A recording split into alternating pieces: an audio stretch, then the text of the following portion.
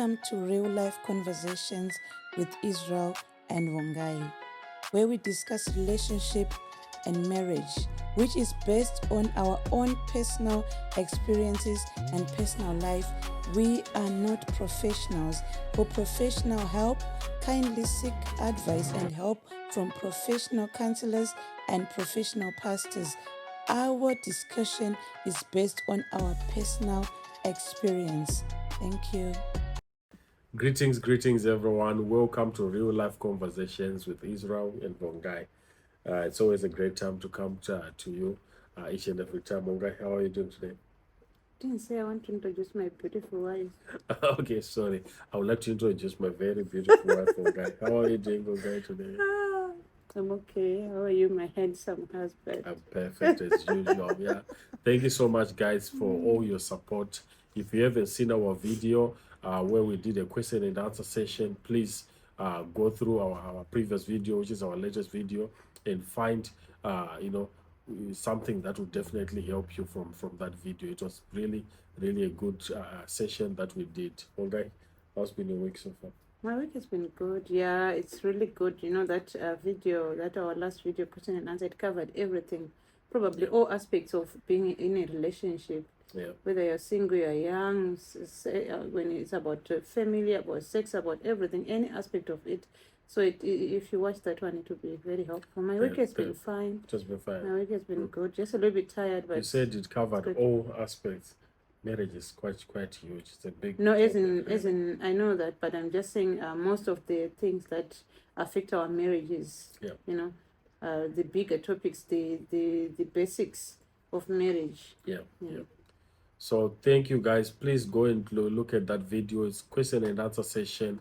So it's an episode that is the first episode in that series where we'll be doing, like, pretty much try to do it every week, where we take all the questions, all the requests that we get from you guys, and we sit down and just talk about them.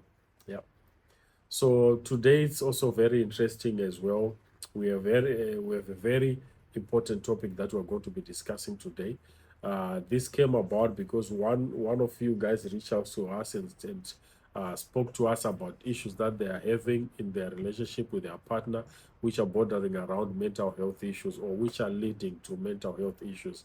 So we wanted to discuss it in our question and answer session, but we realized that it's a very huge and broad topic that we would like to separate and talk about it separately.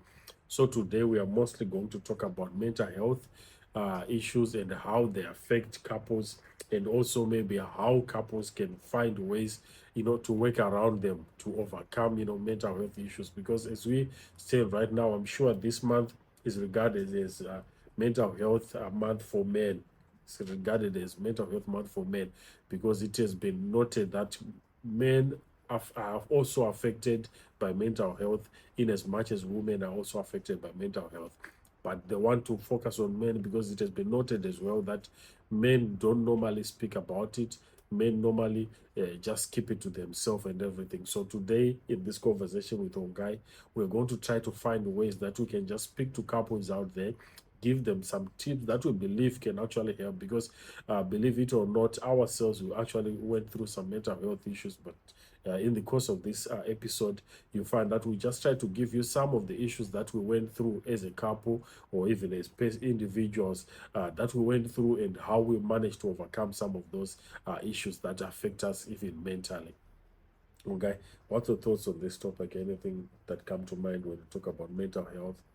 Yeah, this is a very, very interesting topic, and especially when focusing on men. Yeah. Because you know how men are always taught to be strong. Men don't cry. There's too much expected on men. But I believe that nowadays it's a little bit better.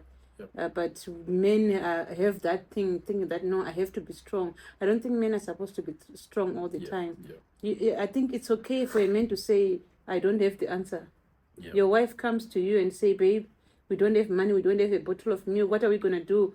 If you don't have the answer, don't struggle or try to pretend as if you have the money or say, I have it. If you don't have it, just say, no, babe, I'm really thinking, I'm struggling. Also, we'll think about it, we'll figure it out.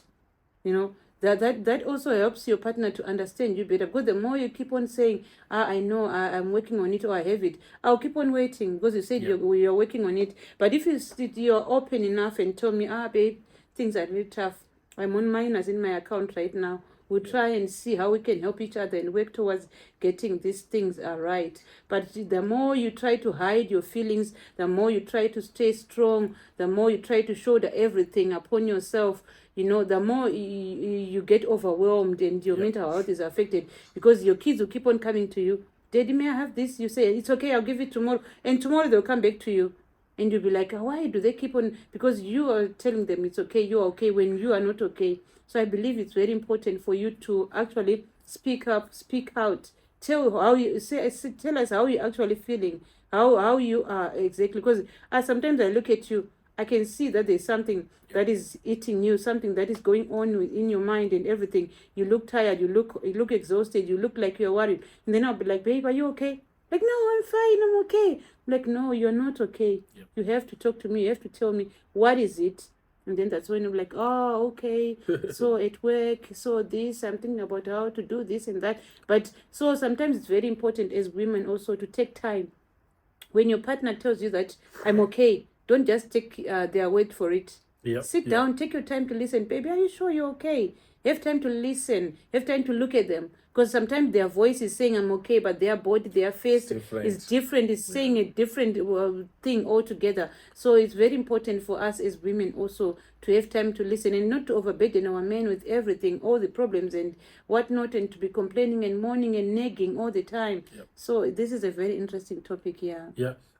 Like you said, Ongai, you know what happened is when we were growing up as men, when you were growing up like back home in Zimbabwe, you will be told that as men, you need to be strong. It's something that you're taught like from a young age. You find out that sometimes even when something happens to you and you want to cry as a child, but no, men don't cry, boys don't cry, So you are just told like as a child to not cry. That's number one. Number two, growing up as well as men, you find out that you're also told, or you not necessarily be told, but it's just psychological. Part of, it's psychological. It's you are the provider. So as a man, you need to be the one to provide. You need to make sure everything is provided. So this is something that is already in you. And when you go out there, when you meet your wife, or when you go out there, when you're working, it's something that is in you to make sure you are the provider. You are the main provider in everything. So challenges then start happening. For example, I can just talk about myself. Like, you remember when I lost my job. The funny thing about that time is I didn't even know much about mental health issues and everything. But I went through a page, like even I lost my weight during that time. Because one, I wasn't sure of what was happening to me, what was it, but all that was in my mind was, I need to provide for this family. I need to make sure my wife is okay. I need to make sure my kids are okay. But things were not happening to make those things happen. Exactly. So as a man, you start suffering inside. You'll be thinking, walking around, going to work and coming back, and others. You'll be with others. They'll be chatting and laughing and everything. You just be laughing, but not yourself. You just laugh superficially, if I can put it that way, because there's something that is going on inside you that is eating you. That's why you say someone will lose their weight and everything. So you find out that there are things that are happening in you that you cannot tell outside, that you cannot share with anyone. So that's also one big mistake that we do as men, because you can't share. Like, for example, during that time, you were doing a different job. You were working in the office and everything. It was a little bit of a soft life. And then the job you started doing there, it was like manual labor. You had to use your physical strength. And you remember the other episode when you were saying that probably, I don't know, maybe you probably cheated. You were worried about me. Maybe I'll leave you and go somewhere else. And you never said those things during that time. And the other thing is, you guys, you men also, I think, us ladies, we can lean on each other. We can talk about things, about everything, but you mean when when someone but when you go to your guys, maybe you go out for a drink, you're trying to You know, they'll tell that, you no, men don't do that. I am Dharam Sada. My brother, don't say that. As a man, whenever you hear someone using that word as a man, or men don't, know that there's something more to it. Someone is trying to express something. So sometimes men are closed in. You go to your house, you're trying to be strong. You're trying to be this breadwinner, this father figure to your kids. You have to be strong. You go to your guys, they want you to be strong. Everywhere you go, you're expected to be strong. So it's very important for you to say, no, my friend. No. I need to talk to you. Men must allow each other to lean on each other. They must be able to allow you to speak out. Men allow each other to speak, allow each other to share their weaknesses, their problems, be it about business, about marriage, about anything. You guys, we have to be able to talk to each other as a men, not to be able to shut each other down and say, no, no, men don't say that, men don't do that. Who said that? Yeah. One thing that I would like to appreciate, even the person who asked us to talk about this, is that they actually reached out to say, guys, exactly. I'm going through this. Something that they also mentioned, is that their wife actually said something to them. Said, there's a way you used to behave when we were back home. Like they've relocated to another place. So the wife was saying, there's a way that you used to behave when we were back home. So now it's my turn. So it's like she's retaliating. So this has now led to the men facing, it's like payback. But one thing that I would like to talk about this as couples is that as couples, you need to understand that things can change anytime. Yes, exactly. The first good, answer to you, or the good thing that can show you that things can change is the reason why you as the wife, you are not saying that to say, oh no, you are trying to retaliate, or you used not to give me money, for example, or used to do this, you used to not come home on time. And, tables can turn so anytime. Tables can turn. The reason why the tables have turned to your favor now, it's life. It's life. They're happens. probably going to turn again to the man's favor. So if you don't break that cycle now as a couple to say, no, we need to work as a team. We are together. We need to be together. We need to do this together. We are together. Because the moment you don't figure that one out, you realize that cycle will continue again. Because you never know. Tomorrow the man will be the one on top. What will happen then after that? Like I always tell you that, it's very important for you to be able to open up, to say things. Because it's either you're in or out. So you're saying you're retaliating now, you want to fix me. Are we still in a relationship? Are we still husband and wife? I believe there's a scale. The husband is the head of the house. There's a certain level of respect that you are supposed to show. So like I always tell you with Israel, if you feel like you have heard enough for me, or I'm no longer good enough for you, it's okay for you to just pick your little bag and leave me alone, instead of saying, pretending or to be in it when you are not in it. So when she's saying that I'm now retaliating, what is it? Is it financial? I'm also sure, is it dating? Is it cheating? What is it about? Whatever it is, being in control, rather. The fact that when it was happening, it was hurting. She was hurt by it. So that very same pain that she was feeling, the husband is still feeling the pain. The good book says, do unto others as you want it to be done unto you. So what is she teaching the husband? What is she trying to prove? What is she trying to say? Even the kids, and even the audacity to actually open your mouth and say, now I've got you. You used to do this, you used not to give me money, you used to do that. Now I'm paying it back. Now I'm doing. I don't think it's proper. As you were saying about your job, how you lost your job. It's a very good example of how life can change, how life tables can turn. I've always loved this sermon about this good preacher. I always say that never look down upon an animal called a person, called a human being. You never know what's going to happen. You never know what will happen tomorrow. Even be it at work.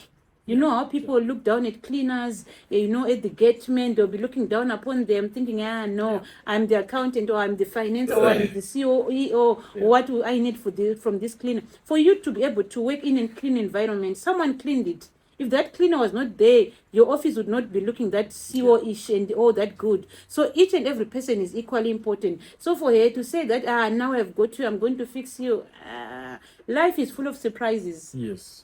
And to say that your husband, and you're living in the same house with him, and you're telling him that now I'm going to pay back, I'm going to punish you, I don't think there's still a relationship there. No, the good thing is, a relationship can still be sorted and recovered just Yes, from yes, that's yes. still very, Yeah, very yeah, possible. yeah. But what you need to do is like, for example, as an individual, as a couple, you need to identify that you guys are like having some mental Yes, health exactly, challenges. exactly, That's something that you need to do. exactly. And someone can ask then, how do you identify how you are facing Yeah, these yeah. challenges? So one of the main reasons that you can see is, for example, if you are just irritated or just fighting over small little things every day, or maybe if you like start resenting your partner, for example, Yeah, yeah. or if you are maybe saying things to your partner that you don't normally say, just you are just doing it for the sake of trying to offend them, Just lashing or out. yeah, you feel like even as an individual, you feel like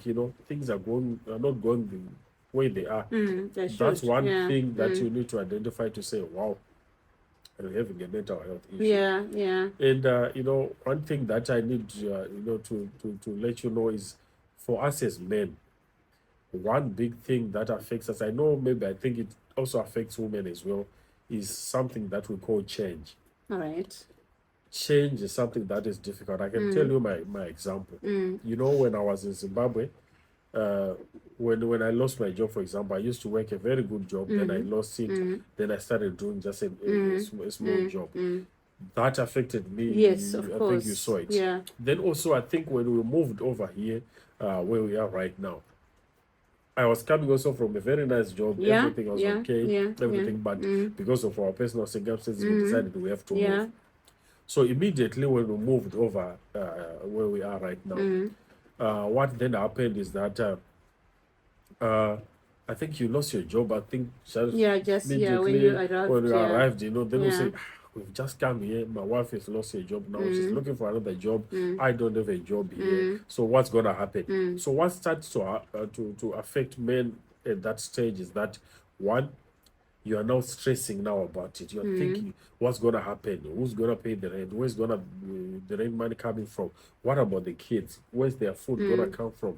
Fees and all those things. You start stressing about it, because this is things that affect a man. I know you will be also stressed about it, but it affects me more as a man. Because we are all looking up to you. Because everyone will say, Daddy, what's Yeah, going exactly. on? So that on its own, it's a stressful situation on its own.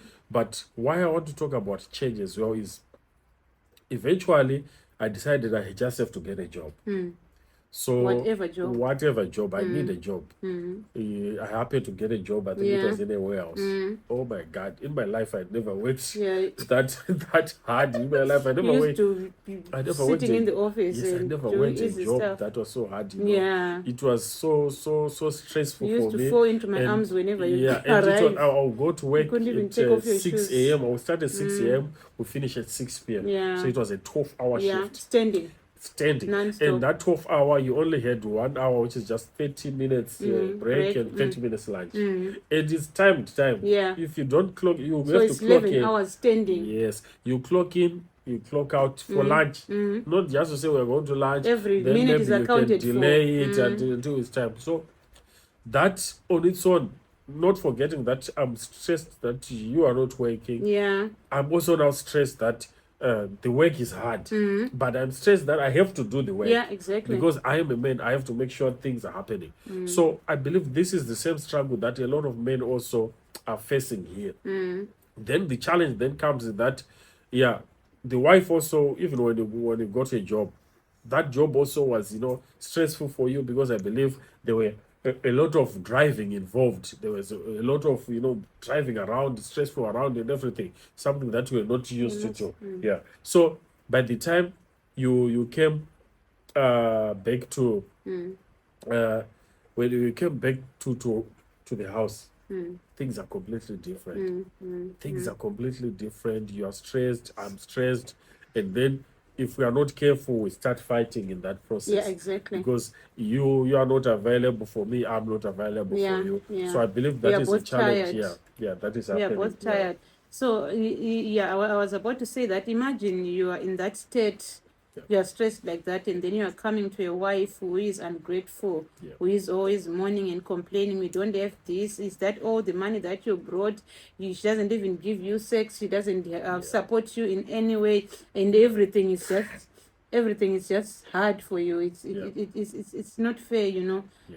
When you have to live like that in a homestead like that. So it's very important to be able to have these cues to see, okay, we are here. My husband's life is changed. Things are hard, things are tough. How can I support him? How can I help him? How can I make things easier for him or make things manageable for him? Because sometimes instead of being there and supporting our partners and helping them, we make things even worse. We make things even worse for them by not being there, by not being supportive, and by stressing them out. So it's very important to be able to read, to be able to understand, to be there for each other. Just like what you're saying, that I was stressed out and you were stressed out. And sometimes a man would just say, "No, I'm okay." Are you okay? I was work. At least for you and me, we are at a level now where we speak about everything. We speak about things are hard, things are tough. My balance is on zero. Things are like this at work.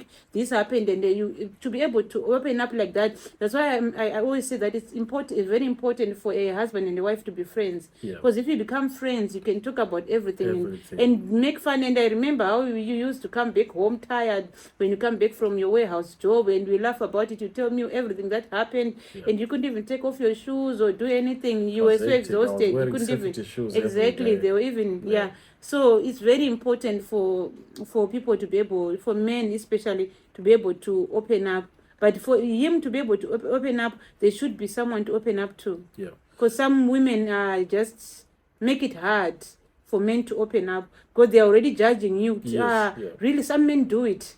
Mr. So and so do it. The moment you start comparing your husband to someone else or to some people, then everything is different. How can he open up when he's being compared or when he's being belittled? So sometimes it's our fault, us as women, but we'll make it hard for women to open up and to say how they actually feel. So you know what happened, during that time is, at least this time around, I told you, like before, when I lost my job back home in Zimbabwe, I didn't know about anything to do with mental health. So when it then happened, like when I'm here, I realized, oh, this situation is just gonna stress me. It's gonna stress me out. I quickly realized, oh, we are in a situation. I need to speak to someone. So the first thing is I speak to you. I let you know how I'm feeling. I let you know how my day is going, and what's stressing me, what's affecting me, what's bothering me. So that way, on its own, you get to let out, all those things that you are bottling yourself. And also your partner can actually then get to understand how you are really, struggling, how you are really getting along, what's really bothering you. So, those little things like that will help you to be in a better place. One as an individual, two as a couple, because now you know each other's issues, each other's challenges that they are facing. So you find out that you then not be able to you then not be able. Can I have just a small towel, please?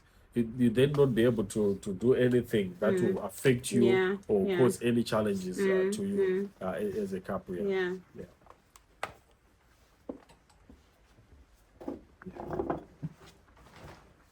But it's all right.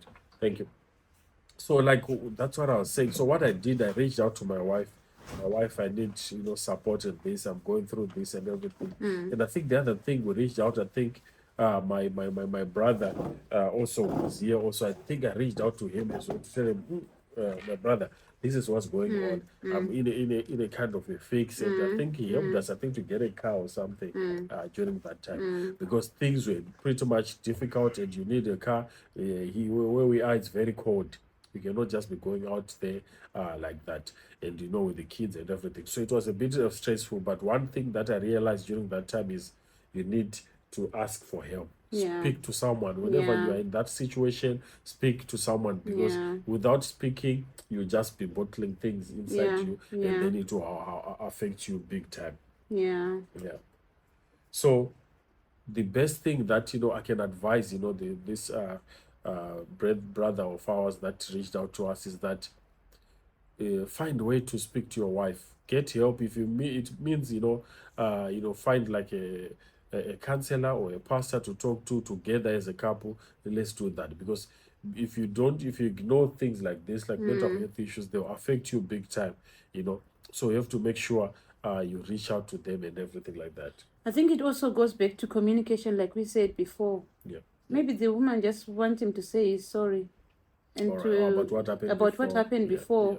That hurt that she has inside, when someone goes to an extent of saying, now I got the chance, now I'm going to retaliate, it could, I think it should have been that bad. She was hurt that much. So probably just a sorry will go a long way, or try to explain, maybe already the thing that was causing him to do whatever that he was doing, it was already because of mental issues. Something was going on, something was probably stressing him to act the way he was acting, or he probably didn't know that he was actually hurting her. So if he actually expressed sincerity and explained, no, baby, that time I knew what I was doing, or I didn't know what I was doing, I'm sorry about that, I believe the wife will also understand. But if sometimes the problem is you guys, you find it hard to say you are sorry, or to admit when you are wrong. So for us women, we bottle things up, we keep things. If you do something to me and then you don't apologize or show sincerity, I'll keep it. And then when something new happened, I'll bring it up and say, do you remember in 1968 you did this? Now here in 2005 you did this. Now I'm marrying it together. Now it becomes a huge thing. It becomes a mountain. So it's very important for your guy to just say, baby, I'm very sorry about what happened. It was so like this. So it's probably just a sorry. We'll fix everything. So sometimes you guys, because of your ego and of your pride, you find it hard to apologize or to be sincere or to express emotion. You'll be like, no, I'll look weak. No, my wife will not respect me if I saw him, how I'm feeling. Some things that happens, like, for example, what ever happened before. Sometimes it happened while I was still young. For example, we just married. I was still young. I was, I didn't know what I was doing. So I made some mistakes and everything like that. So sometimes if you take it personal, then you keep it with you, it will then affect us even like when. But now you hear what you're saying. You're saying, I was probably young when I did it. It's like you're justifying your actions. Not justifying, but I'm telling you, I didn't know what I was doing. At least you didn't know what you were doing, and you are sorry. That's what it is. You have to say, you have to express that you are sorry. Yes, it hurt me. You might have been drunk. You might have been young. You might have been intoxicated, or you might have lost your brains or your mind. But you have to say sorry. I was hurt in that process of you having a mental breakdown, or whatever it is that was happening, whatever it is, maybe it was age, or maybe you were influenced by someone, by friends, or whatever. I was hating the process. So you just trying to say that it happened because I was young, or it happened because you're looking for reasons or hiding behind a finger. It doesn't help. Just say, I'm sorry, baby. It happened because I was lack of knowledge. I was lack of wisdom. I didn't know what I was doing. I'm very sorry about that. So just justifying or explaining why it happened without actually apologizing, it won't help. What matters. But it also matters if that person is willing to get that apology, because the only issue is that sometimes when others get over the other side and maybe they start earning more, they start doing things, the characters change and everything like that. It happens to different. I know even myself, sometimes even probably when I get money, you never know maybe the character that I might show when maybe the money that I have increases from what I have. I don't think it actually changes the character. It just shows the true color. The true color. It will be hidden somewhere. So the more you get money, you start revealing the true person, the person that you are. Inside you. So it's not that it has brought a new person. And also you are right by saying that it changes people. Money changes people. Maybe probably grow up without money, without having anything. Or maybe back then at home, the husband was the only one working. You've never earned 1,000 pounds or 2,000 pounds that you are earning. Now you see it, you think, now I'm the man and the woman. I don't need a husband in my life. I don't need a man because I have this money. It's not everything. There are women out there who are loaded, who have got a lot of money, who are buying men, who are looking for a man to just have someone in their life with all that money. So, how people say that you don't know what you have until you lose it. That's when you realize, I need this man. A man is important in my life. So it's very important to see what's important in my life. Is it weighing money over family? Is it worth ruining my marriage over money, or over trying to be right, over trying to prove my man that he was wrong or whatever? So it's very important to remain humble. Well, that's one thing that I love about us. We've been through it all. There was a moment in our life when life was beautiful, life was rosy. We have experienced being with money, being without money, being in the middle, being everything we have experienced, and through all that, we managed to stand by each other. We managed to stay same people. It didn't make us change. Having or being without, it didn't change us. That thing also of saying that your money is my money, it helps a lot. By the moment you start saying that this is my money, this is your money, I know it's okay. Some people say that they divide bills. They say that 50-50, and then the remaining money, do whatever you want. People have got different ways of doing things in their house. But by the moment you take all the money, okay, baby, you brought for £50. I brought £30. We put it here together. Here are our bills. So how are we going to pay them? This account will pay this account will pay that, and then the remaining would, whatever it is. If you do it together, there won't be my money and your money, or you did this to me or you did that to me. But by the time that you start feeling that, no, I have more money, you are one flesh, you are one people. So it doesn't have to be saying that this is mine, this is yours when you are married and when you are a couple. Yeah, just to add on to the point that you've raised is, you find out that when you come, like for example, especially here in the UK, you find out that the way your setup that you had back home will be different, because here you find out that some gender roles might change. What I mean by that is, you find out that maybe back home you were the one making sure that the kids go to school, everything happens and everything. I was just making sure I bring the money and everything. But when you come here, you find out that you are also working, I'm also working. So it means the gender roles that were assigned to each other back home will be different. So that's what I noticed, that some men tend not to be able to adjust to those changes, and also some women as well tend to not be able to adjust, because for example, she's the one who's now earning more, so she feels like, oh, okay, I'm now above my husband or something like that. So she will not accept it, to just know that it's just a change that has happened, which is okay. We are still together. We are still one He's team. still the man of the house. He's still the man. So as a man, you need to just to adjust accordingly, to find out, okay, if your wife is not yet home, you cook. There's nothing wrong with doing that. You take the kids home. When your wife comes, she's tired, you were there, it was your off day.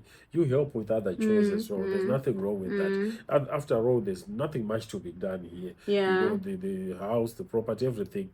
There's not too much to be cleaned or to be done, that you can say, oh, my wife is making me do this or this. So you just need to adjust. And as a couple, one thing that is important that you need to do is to communicate, like what you said. Just have a conversation about what has changed. Because like I said, change is difficult for everyone, especially for men. So you just discuss it. Oh, my husband, my wife, this is what has happened. This is caused a change in this area. So this area, I'll need your help. And not to make it, I don't know, sometimes what I've heard out there is someone is actually being forced, and then they're told names about it. For example, to do a certain chore, the wife will come and say, "Why did you do this? You're supposed I was to do about, this I was because about you to were just say sitting that. home, or I was about to say that you the way just you do it say with it as love. well, Yeah. the way you say it also, and you don't have to disrespect your husband because he's now the house husband, or he's now the one who is staying at home with the kids. You know how childcare is expensive and whatever. Sometimes you end up saying, I think it's better for us for just one of us to go to work, and then the other person will be here at home, because if we decide to say, especially kids who are below 5, you have to pay a lot of money for them to go to preschool and whatever. So you might end up saying, no, only one person can go to work, and then we save the one money for the salary. We use only one salary. You don't have to disrespect your husband just because he's at home or he's taking care of kids. You must be grateful that you have such a husband. There are some people who are in these foreign lands who are still doing everything as a woman. They have to freeze food. They have to cook when they come from work at 10 o'clock, because they have got those husbands who are raised, who are psychologically raised to be told that a man doesn't stand on the stove, a man doesn't do dishes, a man doesn't bath their kids, whatever. She's a baby girl, I cannot be bathing I'm a husband, I'm a man. No, we are partners here. We are working. She's your child, she's my child. We help each other. So it's also important for us as women not to disrespect our men just because they are willing to help, just because they are there for us. They can choose not to help, and no one will arrest them or anything will happen to that.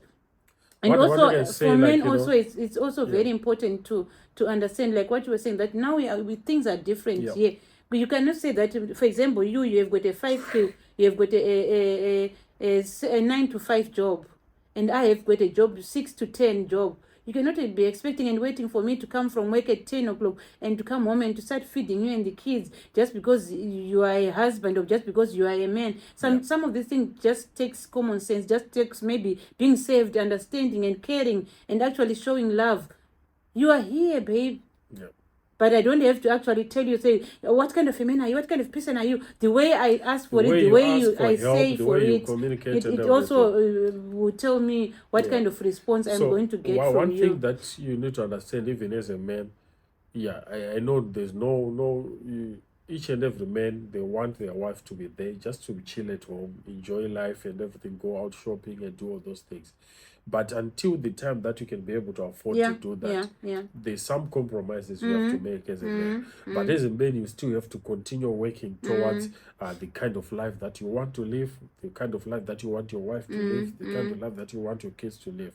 So until then, there's nothing wrong just to to make some compromises in terms of how you are living your life at that moment, how you are doing your things and everything, until you are able to afford what you want to do. So that's you need to adapt to change. You need to know what needs to be done. I have a question for you that have just popped up in my head. Let's say we work at the same company, and I am your boss. I'm above you.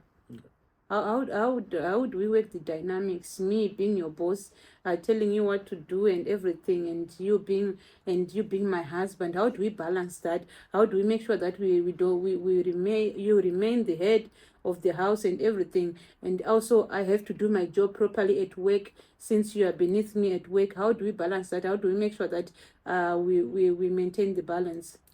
So you know what happens, like in a normal setup, in a normal professional work setup, it doesn't matter who's the boss or who's the junior or anything. Even if it's my wife who's there and she's the boss, when we're at work, she's my boss, she's my manager, she has to manage me the way I need to be managed. So it just takes also like you as the husband to be able to see, is this an environment that you want to continue to be, or you look for another job?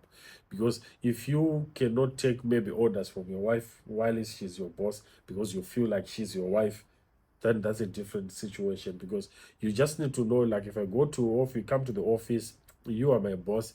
Immediately when you get to the office, you are no longer my wife, you are my boss. So whatever you say, I will do according to my boss. But I also appreciate that if you are my boss, you also behave like a professional boss. Exactly. In that situation, and be kind also. Be just a normal boss. There's no need for you to be rude or to belittle me or try to find way to settle scores that happen at home, for example. At work, so, as long as it's a professional setup, everything, it should just continue to be professional. And I don't think you actually have to take off the hate of being a wife just because I'm now your boss. Like you said that you are no longer my wife, you are now my boss. There should be a certain level of respect, a certain level of the way I relate to you. You might be at the same level as someone, but professionalism will be maintained. But that doesn't mean that I have to take off the wife hate and start acting like a stranger altogether, like something else. The only challenge that we have, if you behave that way at work, you want to treat me with kids' gloves and everything, I'm going to mess up at that workplace. I'm going to do things that are not supposed to be done. But I'm your husband. What you gonna do? So you need just to keep those professional boundaries straight up. You know, we are here. We are working. When it's time for work, I work. You work for me. All right. And you are my manager. All right. Simple. Then when it's break time, then your husband comes. That's fine. That's a different story. Right. But if you start to treat me with kid gloves and maybe try to give me preferences, one is going to affect the morale of the rest of your team. Two is going to affect, even others who are watching.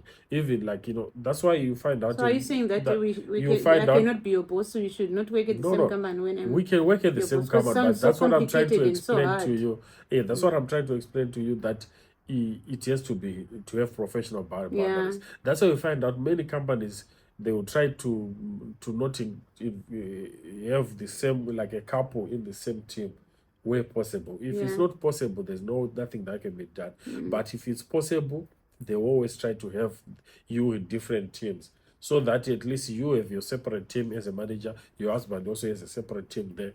But then it will not cause challenges, one at work, two at home. But because I also what will believe, happen, let me just finish all this right, one. it's okay. Because what will happen is that we will have a fight here at home. Then when we go at work, you are my boss, you are in my team. And then I'll start having those emotions that I had back home. All It will right. affect the work. Yeah, I wanted to say that, you know, like I was saying that, you know, you should not treat people badly or look down upon people, even let's say I'm your boss and you're my subordinate. As long as I'm doing things by the book, I'm doing things properly, I'm not being rude, you know, those things that we see in movies and whatever, where bosses are being rude and whatever. If you don't do that and you do your job properly, and you also don't try to prove your point to say I'm the husband, you cannot do anything to me. If we maintain that professionalism as people also at work, I think the dynamic can work properly. We can work well without having any challenges, as long as you maintain your professionalism, I maintain my professionalism, you do your job, I do my job. I believe we can work together as a That's why I husband find and out wife. that we can actually manage a company Together, and work. Like right now, you are my co-host. We are hosting this platform together. We can actually do it. There's nothing wrong with it, but it just needs to have those professional boundaries to know what needs to be done and what needs to be done. Exactly. Yeah. So I think also maybe one of the few points that I'll just to give before I think we wrap it up is that as a couple, the two of you, what you just need to do is to understand each other's challenges, each other's issues that they are facing at their workplace. Try to find out how my wife is. Communicate, talk about it at home, you know, discuss it. Oh, my work is a bit hectic, you know, I do this, you know, I lift boxes, you know, I'll be standing the whole day. Then the moment that both of you now know exactly how, you know, someone is having his day, you know, you get to also appreciate, oh, my wife is, or maybe we say, oh, my boss or the client ahead, or, you know, those simple things. So it can then help you guys to manage it. Yeah, I think that for it to be able to work, like I saying that, stop comparing each other with maybe you might know my colleague or someone who's doing the same job that I'm doing. Probably they don't complain. They say they love it, they enjoy it, and then you start trying to make me feel the same way. Like, why are you always complaining? Mr. So and so says he enjoys it, he likes it, it is easy. Why is it hard for you? Are you weak or something, whatever? So that way it will stop your partner from sharing, it stop me from sharing. Probably I will start just bottling it inside or whatever. So when you come to me with your issues, your problem, be it a work problem, whatever, I should just give an easy listening ear and understand, oh baby, is that how you feel? So that way you'll be able to open more. But when I try to open up to you and then you start judging me, and I believe that's the other thing that affect men also, that their ego is very important, their pride is very important to them. So when they start opening up and trying to say things, and then they feel like they are being judged or they are being belittled, then they bottle everything up. So it's very important that when your partner comes to you to tell you their issue, you take it as it is and treat it as an individual case, not try to put it, to broaden it, or to compare them to any other person. All right. So I have another question. Do you think that the mental issues that men, or the way that men act, or even us women act, does it have to do anything with the way we were raised, or how our parents' marriages were? Is it possible that there are some people who actually wants to live their father's life or their mother's life? No, my father didn't do that. My mother didn't do that. When my father was married to my mother, they didn't do that. They didn't. Do you believe that those same dynamics, the way our mothers and fathers lived and treated each other, still applies? We can still have the same marriage. For us in this 21st century, can we still be able to apply those principles and use the same thing that they used to use, or what used to work for them? Do you think it still works for us as young couples and or 21st century couples? Some of them, some of the things that, you know, our parents used to do, or maybe they used to do, some of them still apply and still work for us, but some they no longer work.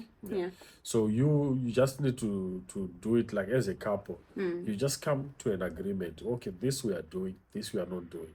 Don't like try to force things to say, because so and so is doing it, or because it doesn't work.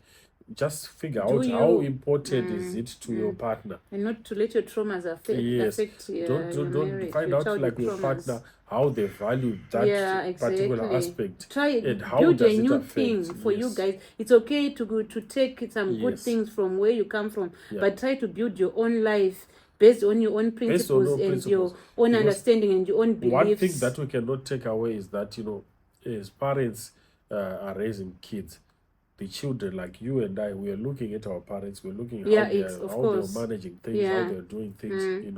We always, that's our first, learning point before you even go to school. We've actually learned a lot, back at home. Yeah, definitely. So some of those things will stay with us, Yeah, of course, until we grow up and definitely, everything. definitely. So you see what you are seeing your parents doing, you'll probably find yourself doing You similar might refine things as them, well. and you refine them. Yeah, so you just need to make sure what you are copying to from what your parents were doing. Is it the right thing for you guys? Does it together? apply? Does it work? apply? We can't say You it's not the right thing, but does it apply Yes. right now? So, like- Can you use it right now? For Yeah. example, when I used to try to kneel down to give you food, you're like, no, Yeah, you can't because do that. I don't want but that. I it feel used like to I'm happen, abusing like you. my But mom used to do exactly, that. and there's still young men like you who still wants that, and we have good women who are actually okay with that, who enjoy kneeling down for them and giving them and serving them, whatever. So it also depends from couple to couple and from person to person, what you like also and what you value also.